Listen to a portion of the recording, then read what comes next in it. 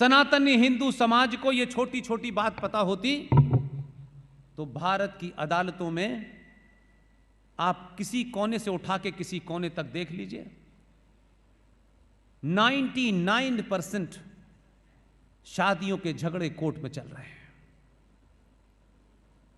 लेकिन एक और वर्ग है जो आपके छोटा उदयपुर में आए हुए हैं सफेद कपड़ों में। उनके यहां यूरोप में, आज के यूरोप की नहीं बात कर रहा, हमसे देख देख के तमीज सीख गए। ये कुछ ये नंगे रहते थे, इनको हमसे तमीज आई है।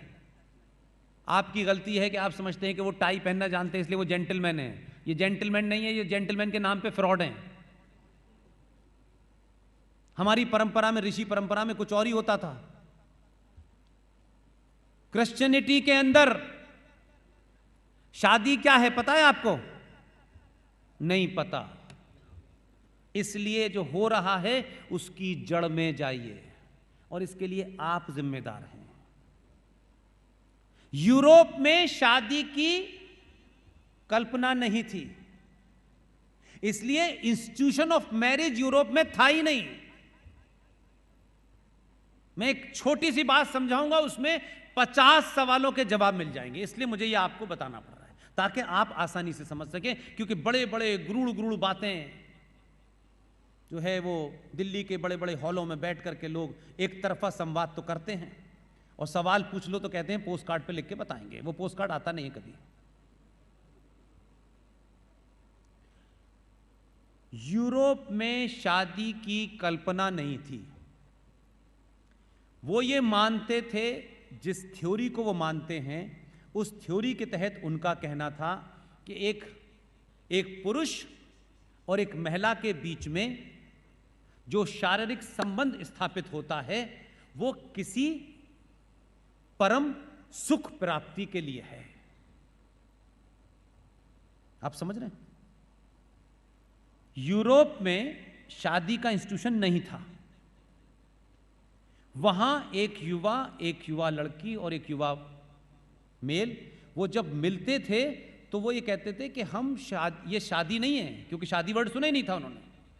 हम किसी सुख प्राप्ति के लिए मिल रहे हैं। इस सुख प्राप्ति के कारण अगर कोई नाजायज बच्चा पैदा हो गया, उसके कारण कोई संतान उत्पन्न हो गई, मेरे शब्दों को ध्यान दीजिएगा, मैं आपको वो फैक्ट बता रहा हूं जिससे आप सड़क पे खड़े होकर के जब बोलें तो कोई दुनिया का माई का लाल आपको कॉमा फुल स्टॉप गलत ना साबित कर सके। मेरा इतना ही मामला है कि जितनी बातें बताऊं, आप जब बोलें और कोई ये कहे कि पुष्पेंद्र साहब ने ये बात गलत बताई है, रात के 4 बजे भी मुझे ईमेल करेंगे, मैं जग के जवाब दूंगा। मैं नहीं चाहता कि जो लोग मुझे सुनने आए हैं वो भारत माता की जय का नारा लगाएं। मैं चाहता हूं कि आप 50 साल तक उस तथ्य पे बोलें, दुनिया वाले कहें कि इसकी शक्ल हमें पसंद नहीं है लेकिन बात इसकी 100% सच है। मैं ऐसा आपको बनाने आया हूं और मेरा कोई एजेंडा नहीं। आप मुझे जाने न पहचाने, मुझे कोई लेना देना नहीं है। मुझे कल से ना भी मिले, मुझे कोई दुख नहीं है। लेकिन मैं जाने के बाद ये नहीं सुनना चाहता कि पुष्पेंद्र जी कुछ झूठ बोल के चले गए, किसी पार्टी का प्रचार करके चले गए, किसी संगठन का प्रचार करके चले गए। संगठन वंगठन की औकात चवन्नी भर की नहीं होती। ये राष्ट्र अटल है, यही अनंत है, यही रहेगा।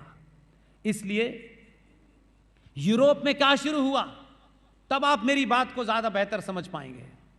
यूरोप में जब यह शुरू हुआ तो वहां ऐसे बहुत सारे लोगों का सुख प्राप्ति के कारण कुछ संतानें उत्पन्न हो गई। तो उन्होंने कहा इन संतानों का क्या करें। तो जैसे ये हॉल है आपका, इसी हॉल में, हॉल के बाहर छोटे छोटे पालने रख दिए गए और वो राज्य सरकार यानी स्टेट की सरकार ने उसकी तरफ से वो पालने रख दिए गए और ऐसे बड़े बड़े हॉल बनवा दिए गए और उन हॉलों के अंदर बाहर वो पालने रख दिए गए। और रात में वो लोग जो उस परम सुख प्राप्ति के दरमियान उस संतान की उत्पत्ति के कारण वो परेशान है कि क्या करें। तो राज ने कहा कि इस हॉल के बाहर पालने रखे हैं, चुपचाप से रात में जाके उस बच्चे को वहां डालाइए और उन बच्चों को उस हॉल में 2 आदमी, एक महिला और एक पुरुष, उस हॉल का संचालन करेंगे और उन बच्चों को वो पालेंगे। उन बच्चों पे आने वाला खर्च राज्य सरकार देगी। यहां तक बात समझ में आ गई? आगे सुनिए। आप मुझे बताइए, हमारे यहां हमारी संस्कृति में मेरी बहन, उसकी शादी होती है। शादी होती है तो वो किसी की पत्नी बनती है, किसी की भाभी बनती है। बनती है कि नहीं बनती है? जब वो संतान को जन्म देती है तब वो क्या बनती है? तब वो मां बनती है। वो पुरुष जो उस बहन का पति है वो पिता बनता है। बनता है, उससे पहले तो नहीं बनता। कहते हैं क्या? हमारी संस्कृति में एक बहन की शादी होती है तब वो पत्नी बनती है, और पत्नी के बाद जब वो संतान की उत्पत्ति होती है तो वो मां बनती है। वो पुरुष जिसके कारण उस संतान की उत्पत्ति हुई है तब वो पति से पिता बनता है। लेकिन क्या घालमेल किया है! वो कितने शातिर और मक्कार लोग हैं कि जिस हॉल की व्यवस्था चलानी है, उस परम सुख प्राप्ति के चक्कर में जो संतानें पैदा हो गई हैं, जो इस हॉल के बाहर रखी हुई हैं, उन हॉल को चलाने वाले दो लोगों में एक फादर है और एक मदर है। जिसने कभी जीवन में शादी नहीं की वो फादर हो गया, जिस महिला ने कभी शादी नहीं की, संतान की उत्पत्ति की, वो मदर हो गई।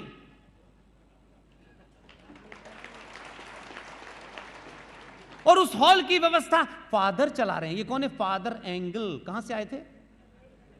ये मदर हैं। ये कब बनी मदर? और उस हॉल को क्या कहते हैं पता है आपको? जो जगन्नाथ प्राप्त आप सबने किया है।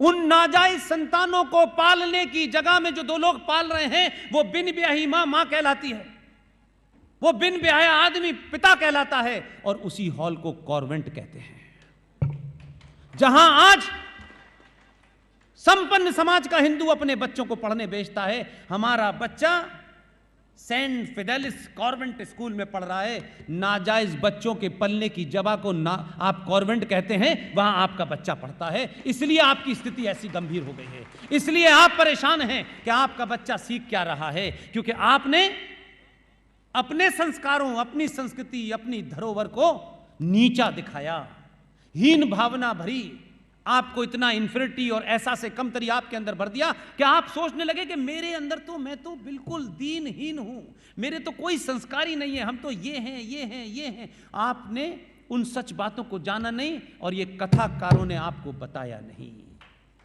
नहीं बताया। ये उनका काम था, ये संतों महंतों का काम था, यह आश्रमों में रहने वालों का काम था। और फिर क्या हुआ?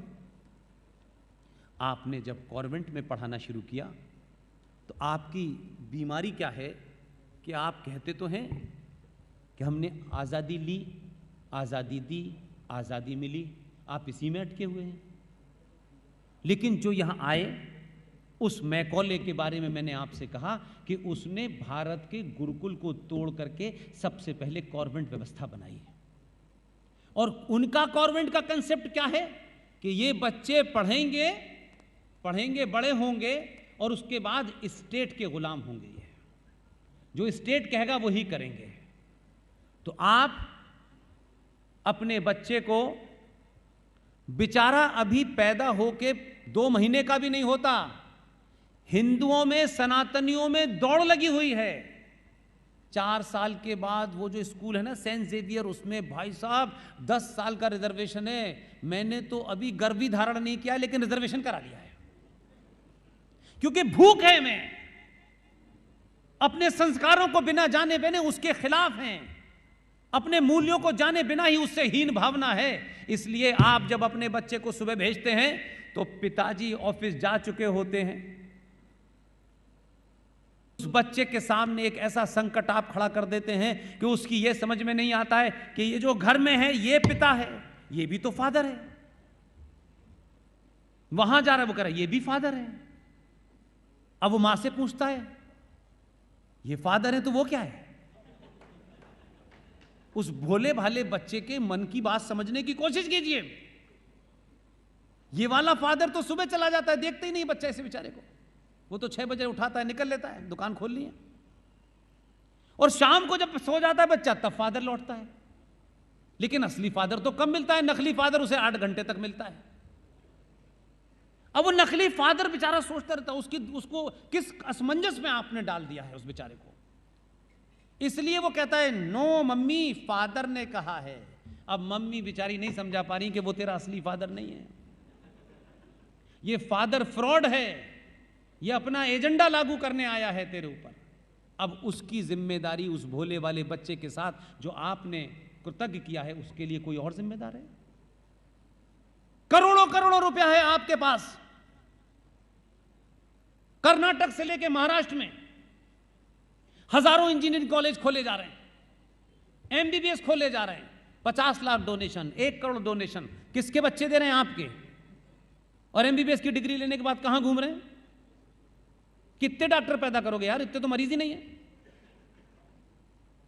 आप में से किसने कहा कि नहीं, मैं ये जो संप्रदाय है स्वामी नारायण संप्रदाय, इसकी तरह गुरुकुल खोलूंगा? क्या आप पे पैसा नहीं है? लेकिन आपको प्रॉफिट कमाना है शिक्षा को बेच करके। हम कहते हैं हम सरस्वती की पूजा करते हैं, लेकिन हम बेचते हैं सरस्वती को। आप बेचते हैं, इसलिए आपके पास सरस्वती नहीं आती, और आप पूरी दुनिया में 90 करोड़ होने के बाद भी चंद लोगों के सामने बंधक बने हुए हैं, और 70 साल से आप अपनी संस्कृति को बचाने के लिए कभी इस पे कभी उस पे भीख मांग रहे हैं। कोई आपसे डरता नहीं है। आपने दुनिया में किसी को लूटा नहीं, किसी को मारा नहीं। आपकी संस्कृति में गुलाम बनाने की संस्कृति नहीं है, उसके बावजूद भी आपकी महान संस्कृति है, लेकिन आप बौनों से बदतर हो चुके हैं।